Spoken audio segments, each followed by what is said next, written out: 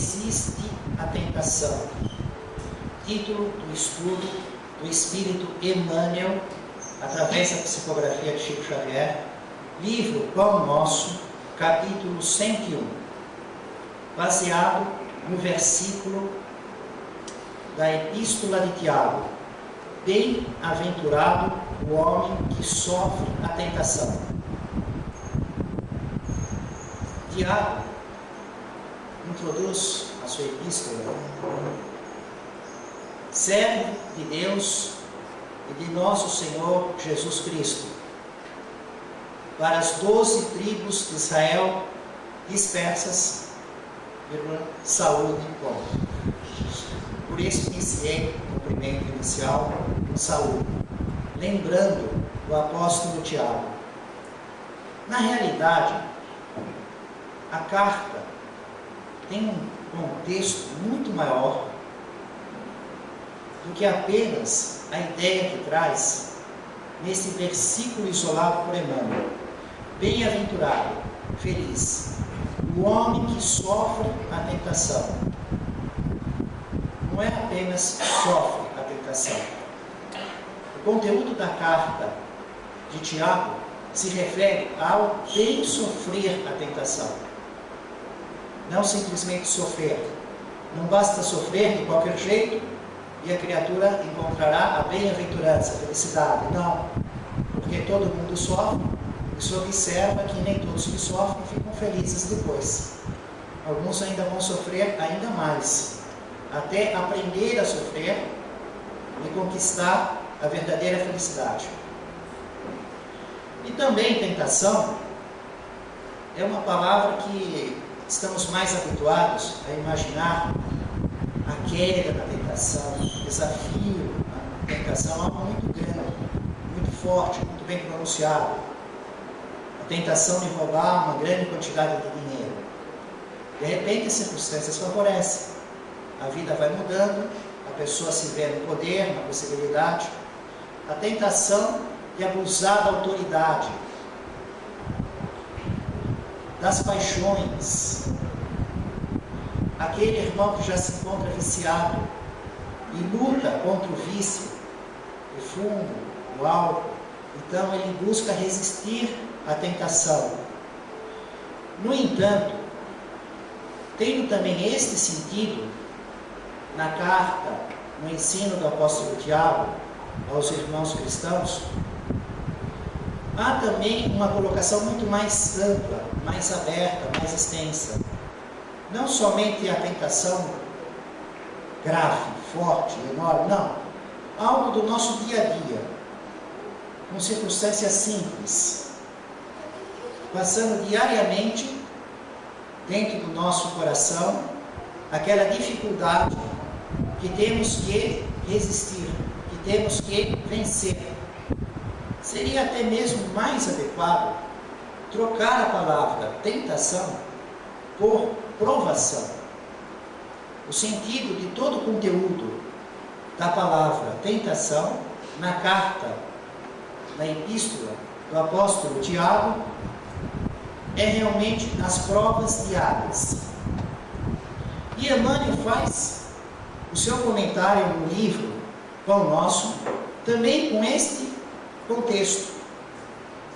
Ele aborda a questão grave, intensa, e as médias e as pequenas, e diz que nós, enquanto no nosso barco espiritual navega nas águas da inferioridade, não podemos aguardar isenção de ásperos conflitos interiores, o que é uma realidade para nós que estamos encarnados na Terra. Ele se utiliza da figura o barco espiritual, a nossa posição evolutiva, e nós ainda navegamos nas águas da inferioridade, porque evoluímos misturando erros com acertos. Enquanto há mundos que, e muitos mundos que, os espíritos evoluem só no acerto e ainda estão muito longe da perfeição. Nós que evoluímos na mistura dos erros com acertos, então águas da inferioridade, o barco, a nossa realidade, todos nós estaremos enfrentando as provas, as tentações. Contra o nosso anseio de claridade, temos milênios de sombra. Antepondo-se-nos a mais humilde aspiração de crescer no bem, vigoram os séculos em que nos comprazíamos no mal. Se é verdade que muitos espíritos estão encarnando na Terra pela primeira vez, também é verdade que há uma quantidade enorme de espíritos que já encarnaram na Terra muitas vezes. Mesmo os que estão na Terra pela primeira vez, a sequência normal é que estejam vindo de mundos do mesmo nível evolutivo.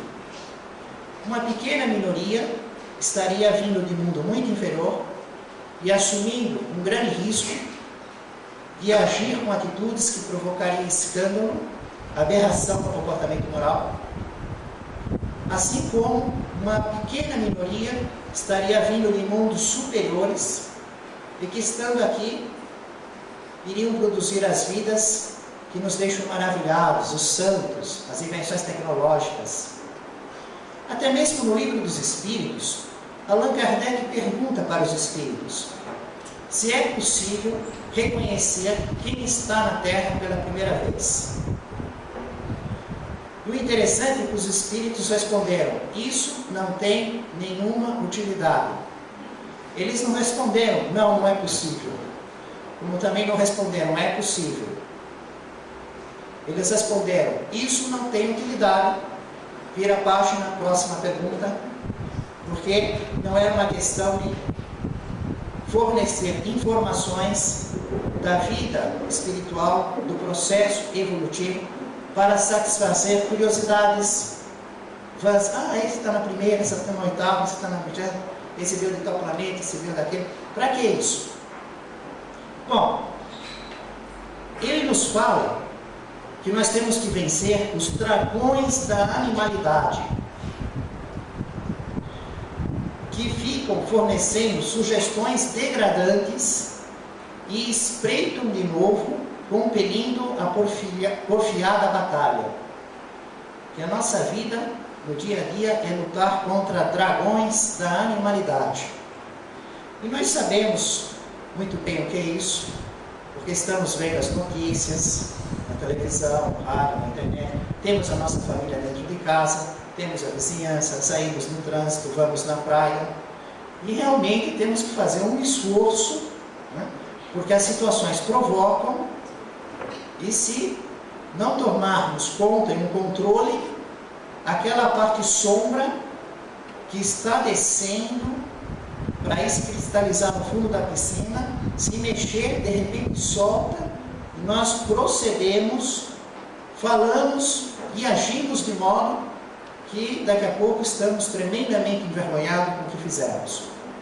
Então, nos sentimos constrangidos a lutar contra as nossas tendências, controlá-las, de vez em quando escapam, vivemos aqueles minutos infelizes, mas temos que nos recuperar e dominar esse dragão da animalidade que existe nas pessoas que convivem conosco e existe dentro de nós.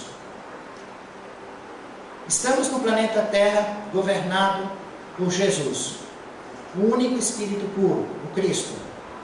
E a sua principal função é de mestre, ensinar. Jesus escolhe o povo de Israel na época da sua encarnação, no único momento que Jesus encarna na Terra, na personalidade de Jesus de Nazaré, o Espírito do Cristo, o Messias, já com o selo divino, já realizou todo o processo evolutivo, possui faculdades e sentido na inteligência que ainda não temos, e intimidade com Deus. E Jesus, na personalidade de Nazaré, Jesus de Nazaré, nos traz o ensino de como chegar a Deus, como caminhar para o reino dos céus, como vestir o traje adequado para participar do banquete celestial. Então dizíamos que ele escolhe o povo de Israel, porque é o único que tem condições de compreender, naquela oportunidade, a existência de um Deus único, um Deus invisível. E é o único povo que mantém um contato diário com Deus. A essência da vida do povo judeu era a relação entre a criatura e o Criador. Todos os dias, de manhã à noite, do berço ao túmulo, era a relação entre a criatura e o Criador. Mesmo para os saduceus, que pensavam que tudo acabava, nada antes do berço, nada depois do túmulo, também era essa relação, com o objetivo de conseguir graças durante a vida.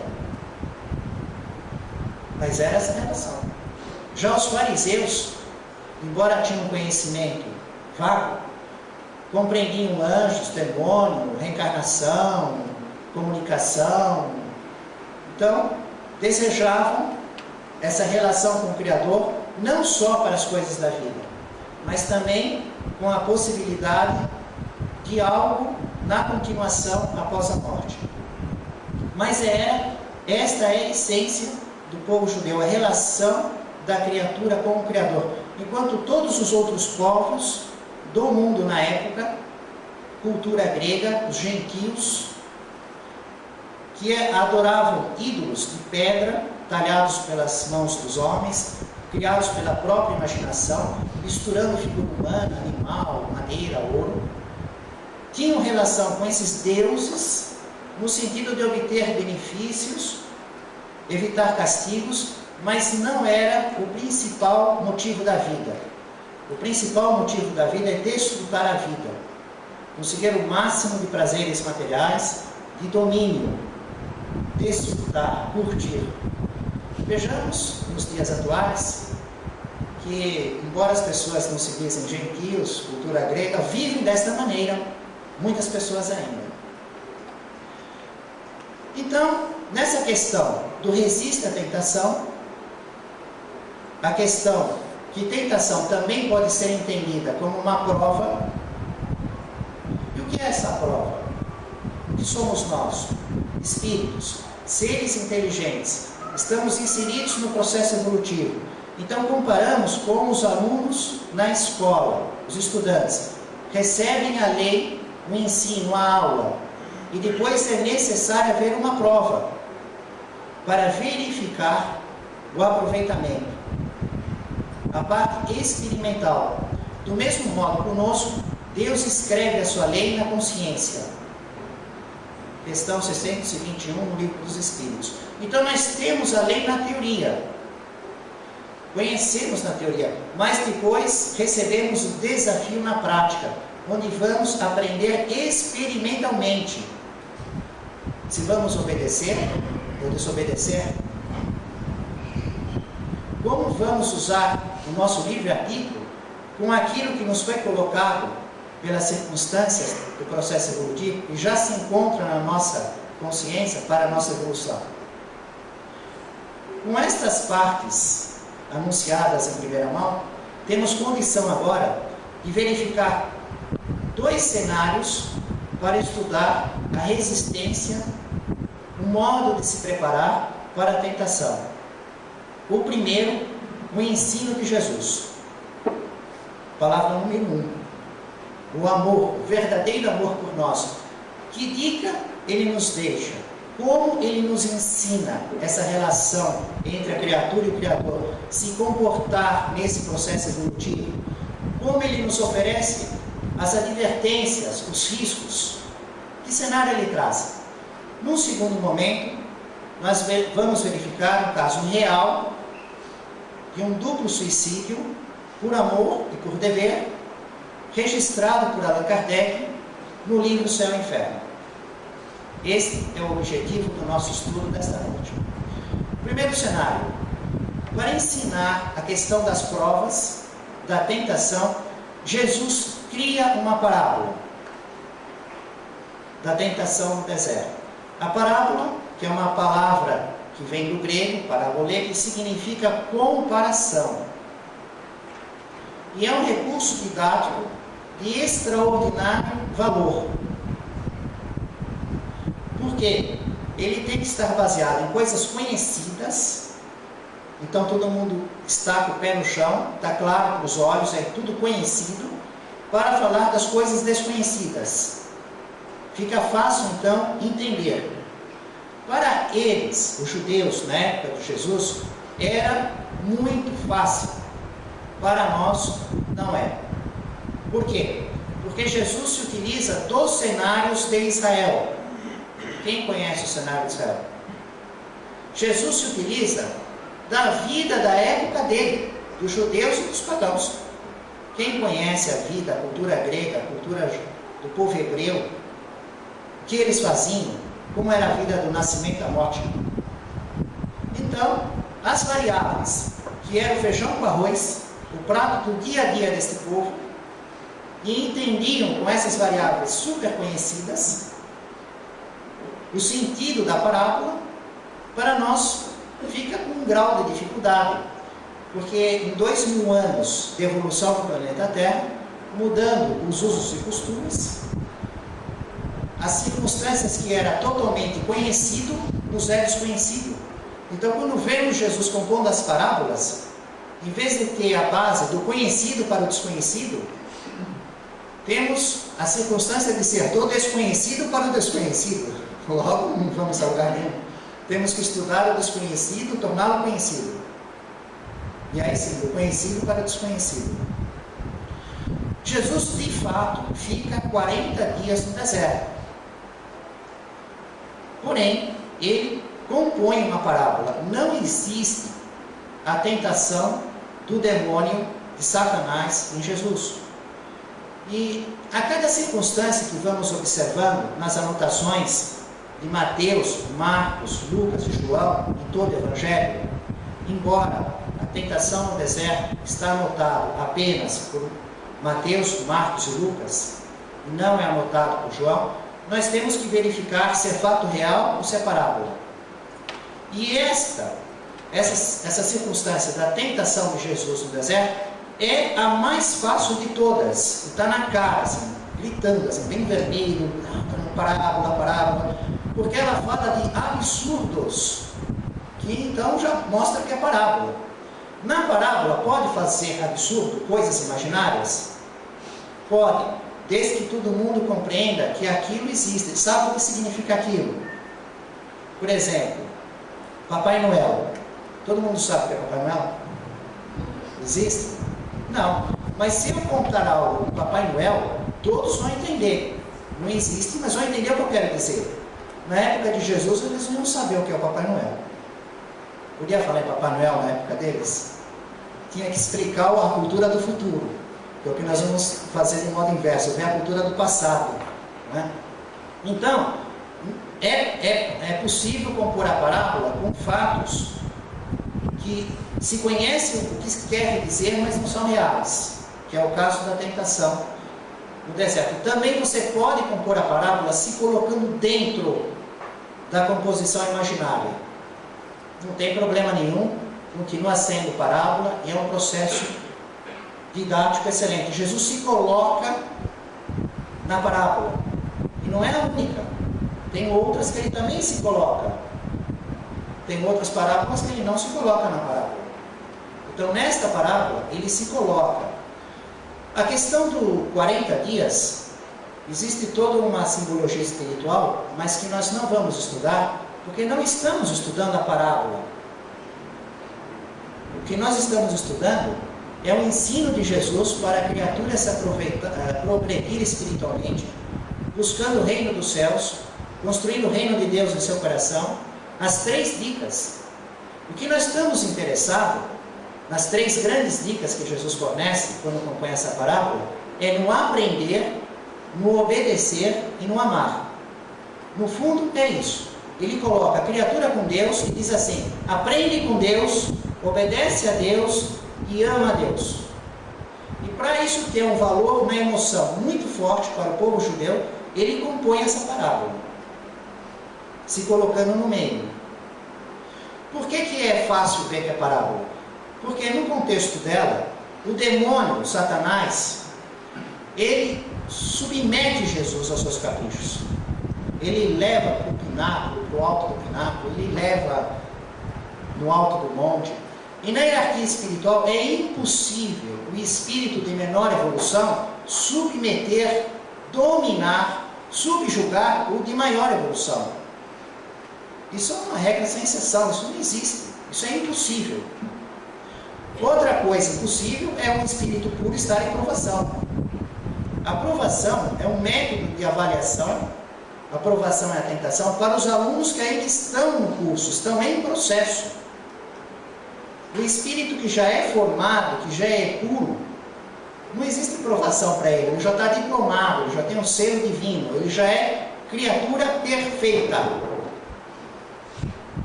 em relação à perfeição das criaturas, não à perfeição absoluta do Criador.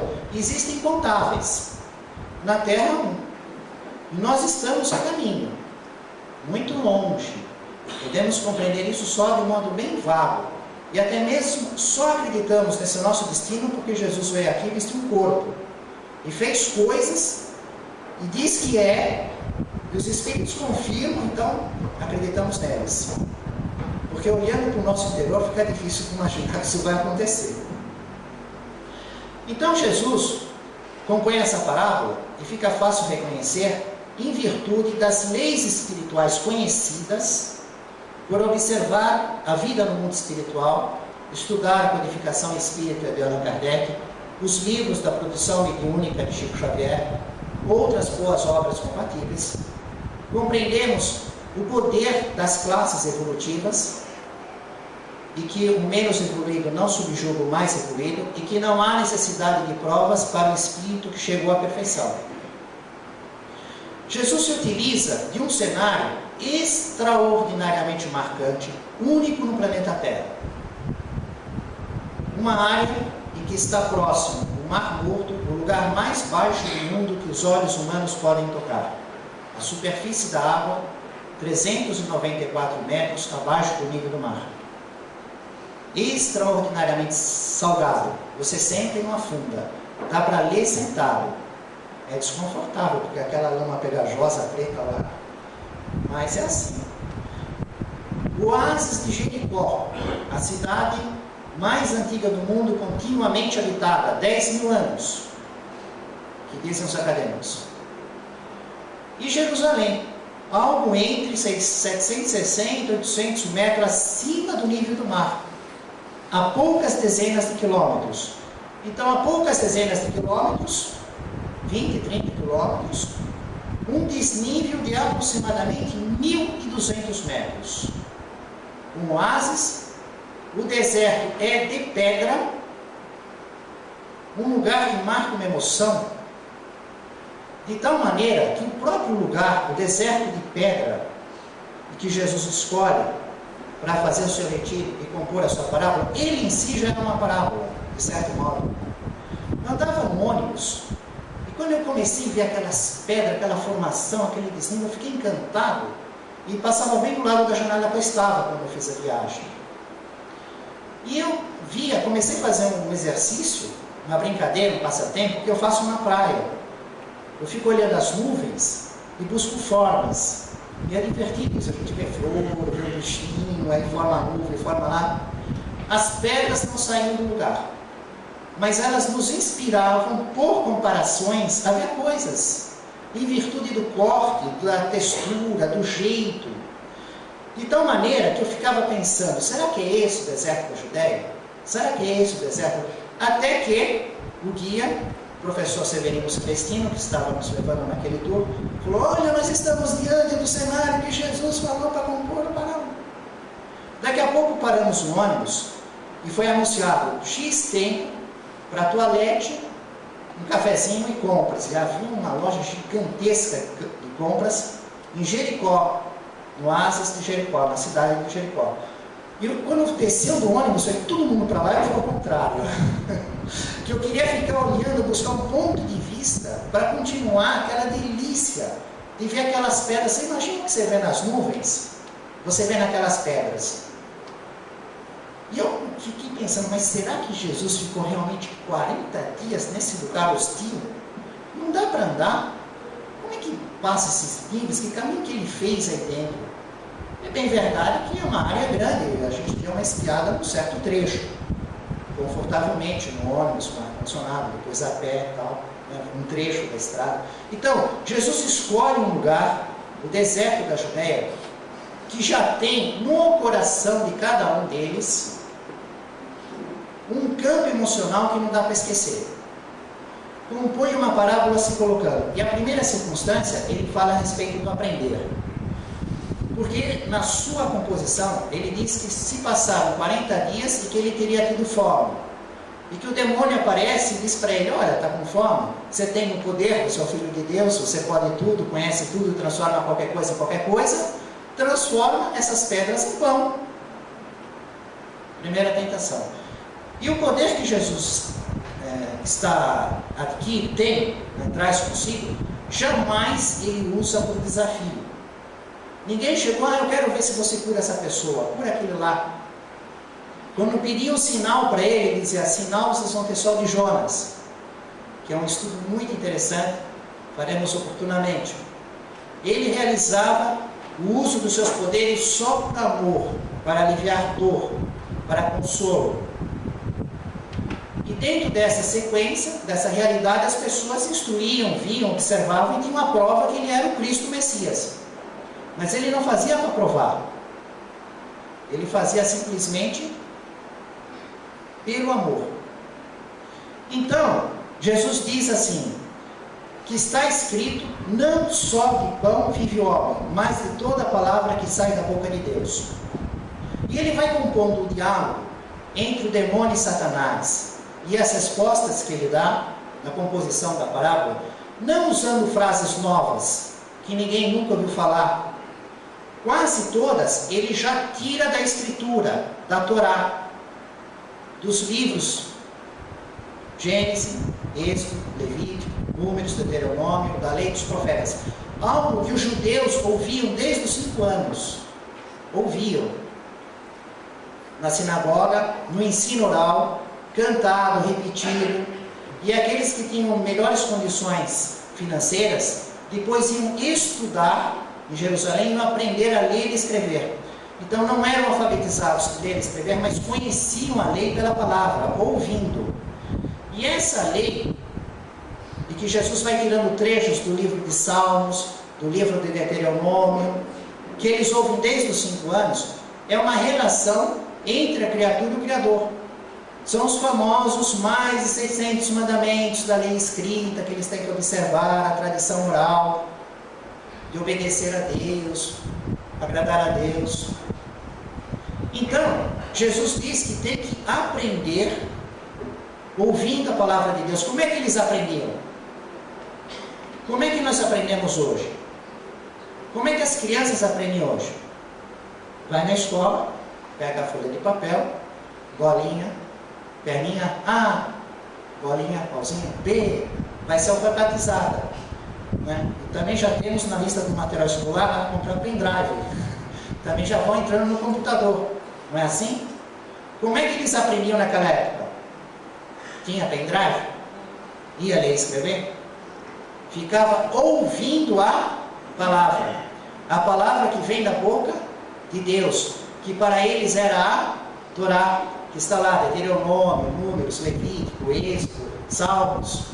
Então Jesus, quando usa esses termos, e eu não vou ficar aqui assim cansando o nosso estudo, citando, é Deuteronômio, capítulo tal, versículo tal, é Salmos, o que importa é o conhecimento dessa realidade. Quase todas as respostas que Jesus compõe nesse diálogo, e algumas perguntas, ele já puxa, já retira do que os judeus estão ouvindo desde os 5 anos. Ou seja, nada de novo.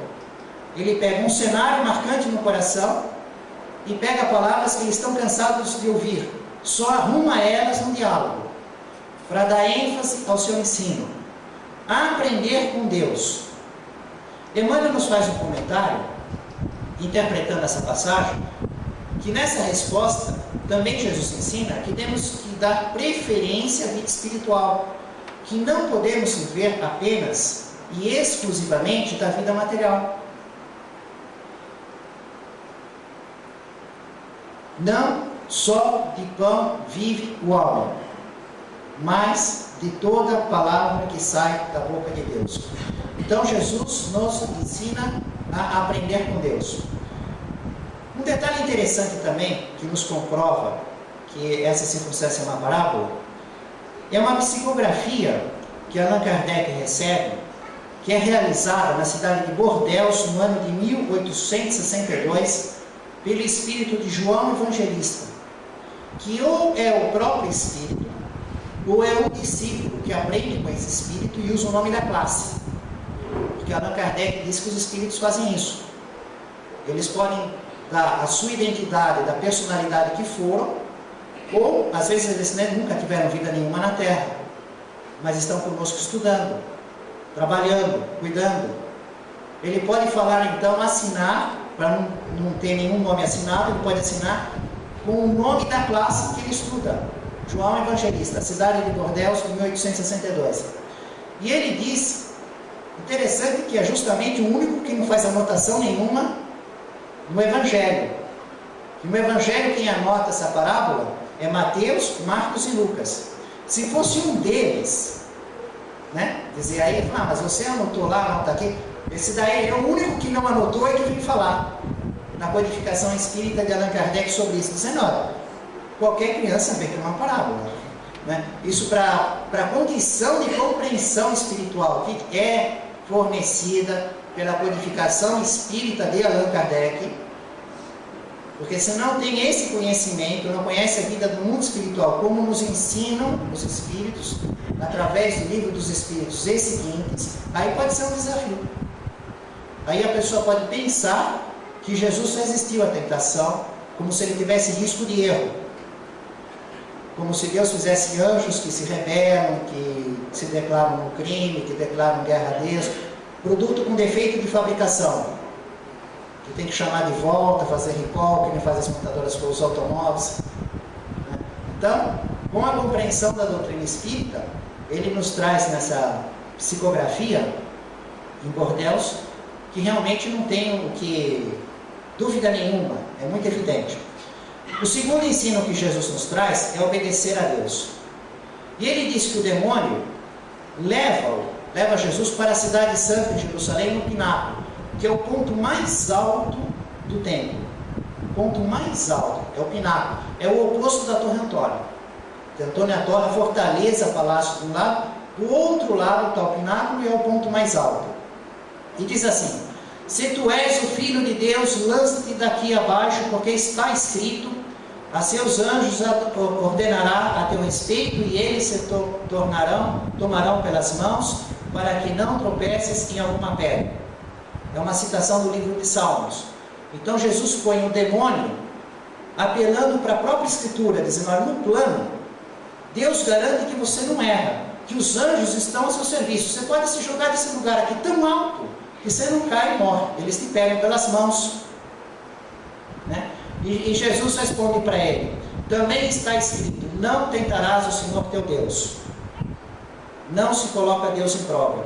E eles tinham uma figura muito forte, que para nós está meia separada, parece que não tem uma coisa nada a ver com outra, mas que para o povo judeu tinha uma imagem muito forte, que era a questão de Adão, Eva, o jardim do Éden, o paraíso da Nega, que o homem tinha tudo à disposição, controle dos animais, água, frutas maravilhosas, podia comer todos os frutos, menos um, a árvore que tinha o fruto do conhecimento do bem e do mal.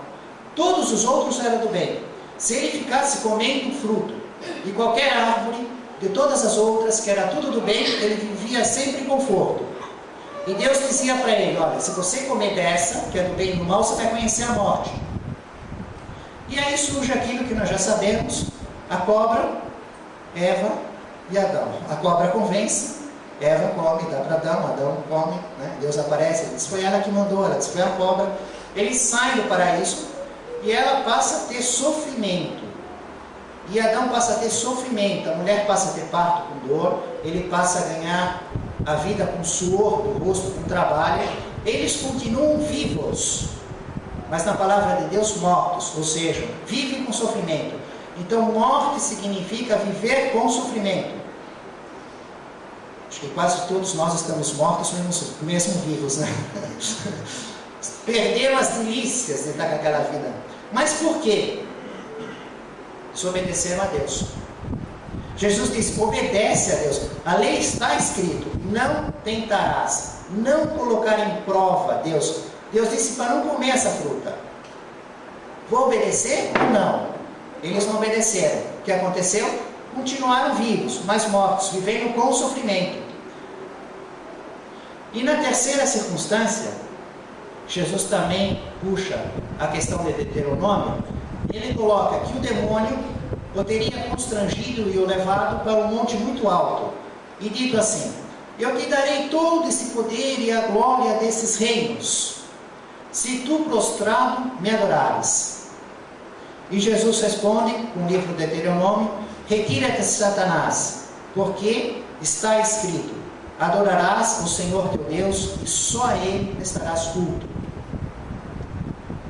E o maior mandamento, entre aquelas mais de 600 mandamentos escritos, era quase uma unanimidade entre os judeus, que o maior mandamento é: amarás ao Senhor teu Deus de todo o teu coração, de toda a tua alma, de todo o teu entendimento e de toda a tua força.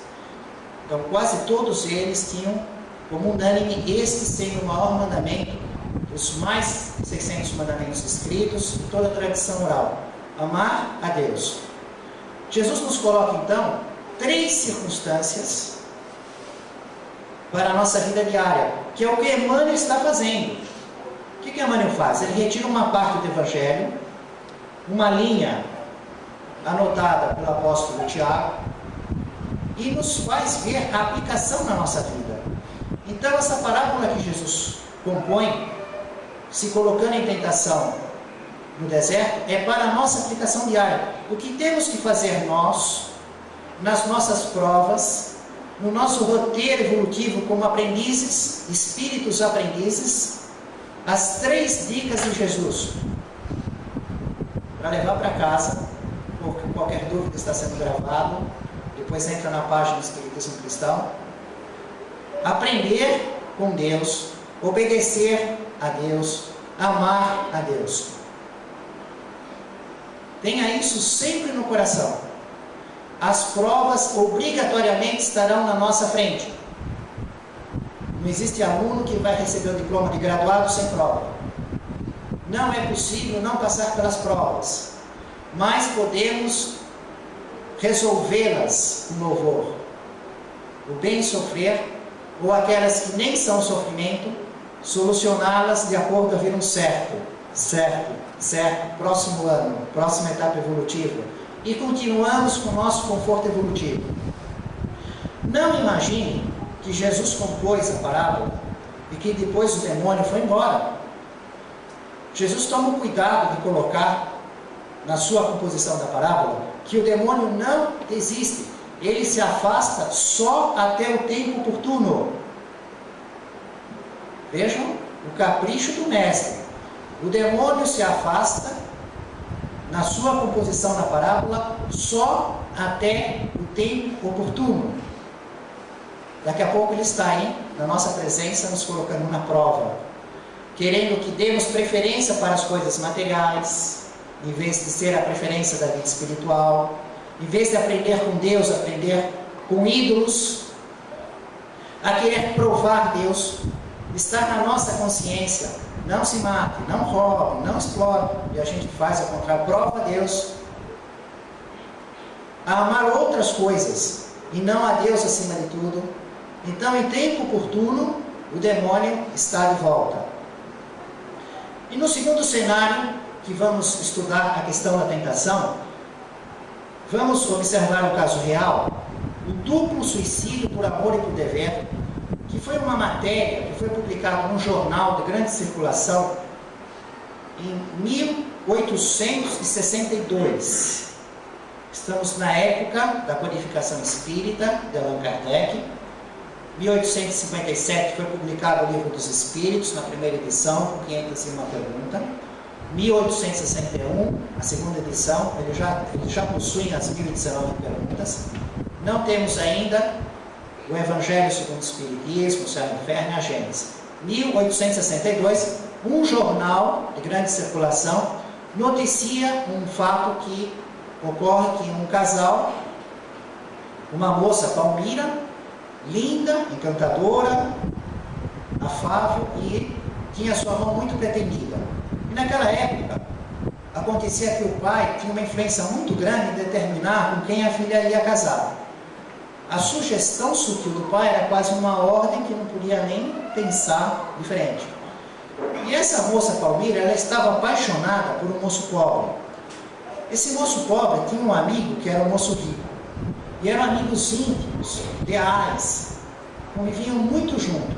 O moço pobre e o moço rico, muito íntimos. O moço pobre apaixonado pela Palmira, perdidamente apaixonado. A Palmira perdidamente apaixonada pelo moço pobre. Só que a sugestão do pai foi para que ela casasse com o moço rico. Ela ficou pensando, e agora? Como é que eu faço? Resolveu atender a sugestão do pai, pensando assim, bom, eu caso com o moço rico, né? E depois isso vai passar. Ele vai ser o meu marido, eu vou ser a senhora dele. E essa paixão, esse amor, esse fogo vai acabar, né? Isso vai ser resolvido. E ela casou com o moço rico e passou a viver um problema muito grande, porque o moço rico casado com ela continuou amigo do moço pobre. Ele não sabia o que estava acontecendo. E nem a Palmira, sua esposa, nem o moço pobre queriam quebrar a fidelidade da amizade conjugal. Não queriam prevaricar, queriam ser fiéis, leais. E passaram a viver um cenário dificílimo. Como é que faz agora? E o moço rico convidava o moço pobre para a casa dele, mesmo porque, né, o rico convida o pobre vai com problema que tem fartura, vinho francês, queijo, imagina só como era lá, né? Ao contrário, já era mais difícil. E o moço pobre estava toda hora na casa do moço rico, e queria ir embora, o moço rico nem deixava, né? E eles viviam com aquele problema. Aí o moço pobre teve uma ideia, eu vou casar também. Vou casar, e aí quem sabe passa. Não passou com ela casando, quem sabe passa com o meu casamento em casa. Passou? Piorou. Bom, depois de 4 anos, eles viram que não tinha mais jeito, só tinham 2 caminhos no entendimento deles. Quebra a fidelidade, tanto da amizade quanto do casamento. E vive a paixão. Ou um outro remédio, comete um suicídio duplo. Honram a fidelidade da amizade e da paixão e cometem um suicídio duplo. Eles optaram pelo suicídio. E fizeram assim, bom, amanhã o moço rico vai estar viajando, né, que já é um marido rico, ainda meio moço, que só fazia 4 anos do casamento, e a gente se une aqui, comete o duplo suicídio, e vamos deixar tudo minuciosamente explicado no nosso drama. Fizeram assim. O marido rico viajou, os 2 fizeram uma carta minuciosamente explicada, uma missiva, como fez o tradutor do livro Céu e Inferno, um livro que eu li. E cometeram suicídio, se asfixiaram. Quando o marido rico, o moço rico chega, vê aqueles corpos, vê aquela carta, ele fica chocado, todo mundo fica, ninguém imaginava o que estava passando. E naquela explicação havia um pedido, o último pedido dos 2 filhos, que fosse feito o sepultamento com o corpo lado a lado. Abrisse a cova, um corpo do lado do outro na horizontal. Os 2 juntos queriam ser enterrados, corpo lado a lado, para ficarem juntos eternamente. E o moço rico atendeu, achou que iria atender, devia atender esse último pedido. Bom, 4 anos depois, uma pessoa na Sociedade Parisiense de Estudos Espíritas, estudando a comunicação com o mundo dos espíritos, sugere para Allan Kardec, traz o jornal de 4 anos atrás, olha esse caso aqui, vamos ver se a gente consegue fazer algo por esses espíritos, vamos evocá-los, os 2 suicidas. E toda evocação que Allan Kardec realizava na Sociedade Parisiense de Estudos Espíritas, não era simplesmente uma evocação direta para aqueles espíritos, era primeiro conversar com o guia, com o espírito que dirige a reunião, que assume os trabalhos, porque vem de lá para cá. Então eles tinham um espírito que presidia os trabalhos, organizava os estudos, dava as instruções, tomava as providências, as seguranças, os cenários, como temos nós. Só que, na época de Allan Kardec, era outro nível e muito mais ostensivo. E as coisas estão guardadas as proporções, mas a mesma essência em outra forma. Então, o guia falou assim, olha, nenhum dos dois tem condição de vir aqui. Estão completamente perturbados, sofrendo horrorosamente, completamente cegos, ninguém vê nada, ouvindo outros espíritos que erraram como eles, num tremendo choro e ranger de dentes. No entanto, na próxima sessão da semana que vem, eu trago os dois. E aí isso vai ser muito bom para eles e para vocês, porque é possível orar por eles, conversar com eles. Eles não têm condição de sair de onde eles estavam e atender a invocação. Eles não iam conseguir vir, mas era possível trazê-los. E assim ocorreu na semana seguinte, né? Allan Kardec realizou a invocação e eles trouxeram esses dois espíritos, e ele conversa com o espírito da suicida, e ela diz assim, que ela não vê ninguém, nem no lugar que ela está, e nem no lugar agora na Sociedade Parisiense de Estudos Espíritas, que ela não sabe que está lá, não entende nada, ela só sofre. Eventualmente, ela via um rosto aparecer num crepe negro, que ela só via aquela coisa negra, como se a gente estivesse cercado por uma fumaça negra o tempo inteiro. Sabe essa fumaça que queima pneu? Aquela fumaça bem preta, imagina, bem intensa, né? Inclusive não está escrito esses termos no livro Céu e Inferno, mas eu sei mais ou menos como é, porque é como nós vivemos também quando estamos em contato com irmãos que se suicidaram, e eles começam a descrever, e é a mesma semelhança. Então, com 10 anos de reunião mediúnica, mais de 400, mais de 1000 espíritos em contato, uma parte desses suicidas, uma parte desses vem no cenário. E o que observamos na nossa experiência? Que é exatamente igual ao que o Allan Kardec vive na Sociedade Parisiense de Estudos Espíritas. Muda um pouco a forma, mas é sempre a mesma essência. O espírito não entende como veio para cá, não sabe onde está, não está vendo ninguém, está sofrendo muito. E o rosto que ela via, Allan Kardec não sabia se era daquele homem que teve a paixão com ela, né? Ou perguntar, daquele. Ela falou, não, eu não posso nem pensar nele, tenho que esquecer ele, ela disse. O rosto que eu vejo é do homem que eu deixei na terra, que eu arruinei a vida moral dele. Eu vejo o rosto chorando, era a única coisa que eventualmente ela via. Allan Kardec estava interessado, junto com os espíritos instrutores, verificar o que mereceria em termos de atenuar a dor, porque afinal de contas, ela não traiu o marido, e ele não traiu o amigo. Eles não traíram, eles não fizeram nada, eles honraram, carnalmente eles honraram. Eles preferiram matar o corpo, quer dizer, eles acabaram desobedecendo a Deus numa falta mais grave do que a outra, que também seria uma falta grave, né? As duas seriam faltas graves, só que tirar a vida do corpo é muito mais grave do que se fosse a questão da relação. Então os espíritos dizem que no tempo adequado realmente isso vai ser considerado, né? Está lá para ser creditado na conta corrente essa questão de ter honrado a fidelidade do casamento e da amizade, mas que eles estavam vivendo o gigantesco débito de terem cedido à tentação. Interessante, de repente, essa palavra aí, né? Parecia que não tinha nada a ver quando a gente começa. Cedido à tentação, porque não aprenderam com Deus, não obedeceram a Deus, não amaram a Deus, agiram de acordo com seus próprios interesses, com aquilo que os olhos humanos veem, né? Eles olharam os aspectos, as aspirações humanas, aquilo que os homens pensam, sentem, com claridade do olho humano. O coração e o espírito ficou longe. Allan Kardec diz assim para ela: por quanto tempo você vai ficar sofrendo? Ele queria confirmar algo que ele via em todo espírito que está nessa circunstância. O espírito pensa que vai sofrer para sempre, que ele está inserido numa pena eterna. Eles pensam assim, eles não conseguem ver o fim do sofrimento. E ela pensando que ia sofrer para sempre. Inclusive ela diz que ouve vozes falando, para sempre, para sempre. Ela fica pensando, até quando eu vou sofrer dessa maneira horrorosa? 4 anos depois do suicídio. E ela ficou do casamento até o suicídio também 4 anos lutando contra essa tentação.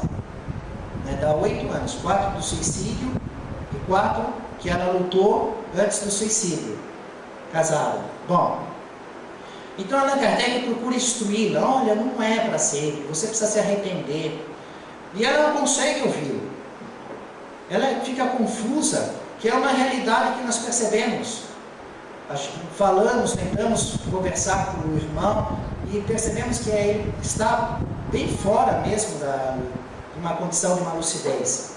E havia uma senhora na sociedade que ficou orando para essa irmã suicida, o que fazem aqui também. Nós estamos em contato com o espírito e outros ficam orando por aquele espírito. E ela pedia a graça de Deus para aquela criatura.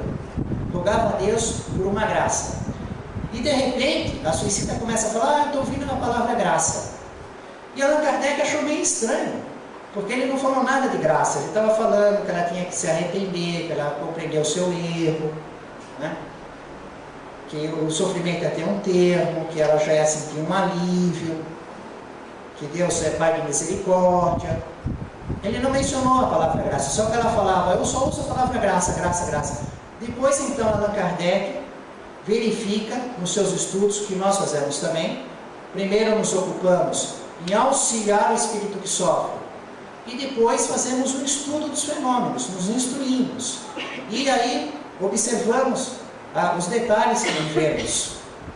Então, nesse estudo do fenômeno, Allan Kardec verifica com uma das senhoras que diz: enquanto você conversava, eu, sensibilizada com a dor dessa criatura, comecei a orar a Deus pedindo uma graça por ela.